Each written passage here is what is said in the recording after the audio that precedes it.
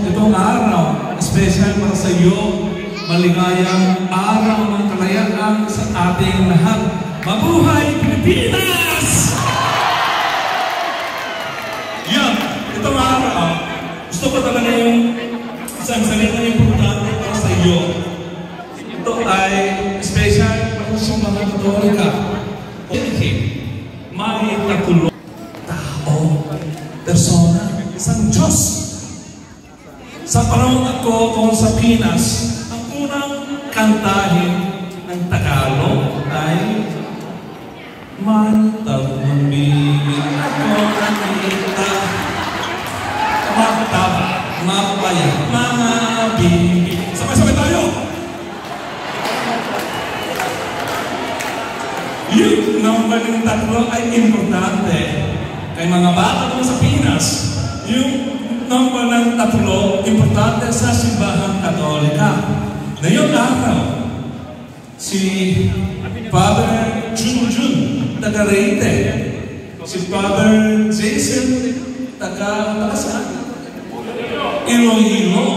Ito, taga Bataan.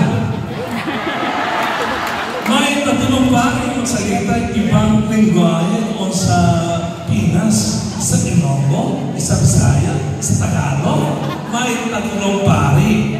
Tapos, iba yung tatlong sa ating lahat na dito, yung tatlong diocese. Diocese of Deja, Diocese of Daegu, Diocese of Masa. Ito yung kompleto.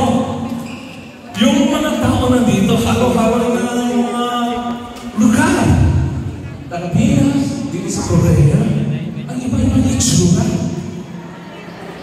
Kaya na yung itsura, wala nang conflict, wala nang confusion, may unity. Tama ba? Ito ay mensahe na nyo, ito yung pagtiriwan yung Holy Trinity Solemnity. Tapos, ito ay mensahe sa buong mundo. Yung itong bansa ng Pilipinas, para sa lahat, kahit may iba-ibang itsura, may unity. Communion without confusion. Unity without any uniformity. Harmony in diversity. Mabuhay Pilipinas! Thank you so much.